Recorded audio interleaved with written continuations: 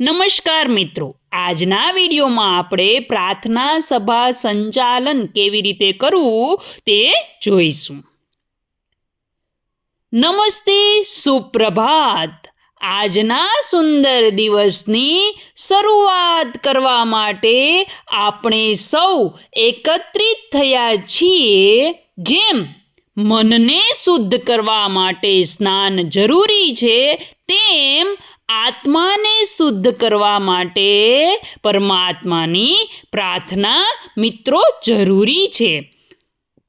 તો ચાલો સૌ પોતપોતાની જગ્યાએ સાવધાન મુદ્રામાં ગોઠવાઈ જઈએ અને આંખો બંધ કરી હાથ જોડીએ.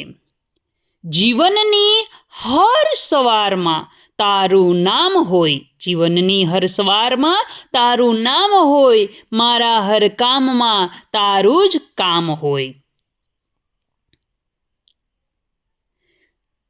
પ્રાર્થના એટલે પ્રભુ સાથેનો વાર્તાલાપ. આજના દિવસની શરૂઆત કરવા માટે ધોરણ 7ના વિદ્યાર્થીઓને હું પ્રાર્થના બોલવા માટે આમંત્રિત કરીશ. આપણે સૌ સાથે મળીને પ્રાર્થના ગાન કરીશું.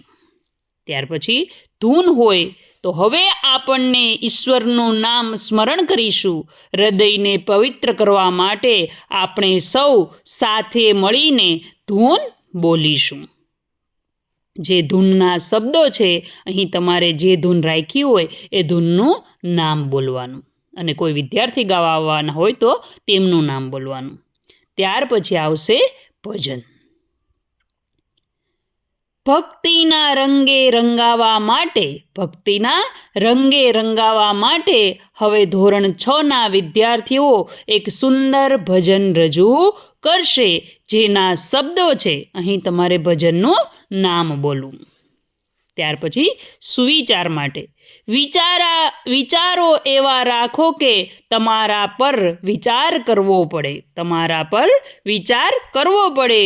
વાણી એવી રાખો કે જગતને સાંભળવી ગમે. એક સારો વિચાર આખા દિવસને સકારાત્મક બનાવી શકે છે. આજનો સુવિચાર રજૂ કરવા આવશે. અહીં તમારે જે વિદ્યાર્થી આવવાના હોય તેનું નામ બોલવાનું રહેશે. ત્યાર પછી સમાચાર. આપણી આસપાસ અને દેશ દુનિયામાં શું બની રહ્યું છે તેનાથી માહિતગાર થવું જરૂરી છે. સમાચાર વાંચવા માટે હું જે વિદ્યાર્થીઓ એનું નામ એને આમંત્રિત કરીશ. ત્યાર પછી જાણવા જેવું. જિજ્ઞાસા એ જ્ઞાનની જનની છે. ચાલો જાણીએ કંઈક નવું. જ્ઞાન એ સૌથી મોટું શસ્ત્ર છે.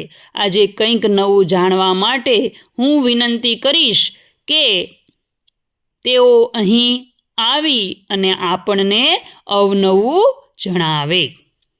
તો આવી રીતે તમારે જાણવા જેવું વાળાને બોલાવી શકાય. ત્યાર પછી બાળગીત આવશે.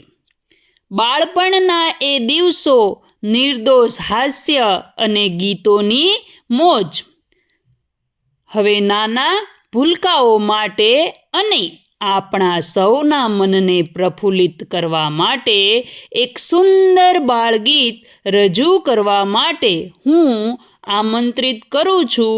જે બાળગીત ગાવા આવવાના હોય તેનું નામ તમારે બોલવાનું. અહીં અંતે હસતા રહો તો આખું જગત તમારી સાથે છે.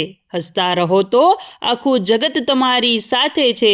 બાકી આંસુઓને તો આંખમાં પણ જગ્યા નથી મળતી. આ સાથે આપણે આજની પ્રાર્થના સભા અહીં પૂર્ણ થાય છે.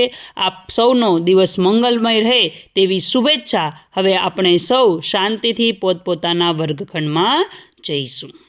તો આવી રીતે મિત્રો તમે પ્રાર્થના સંચાલન કરી શકો છો. આભાર.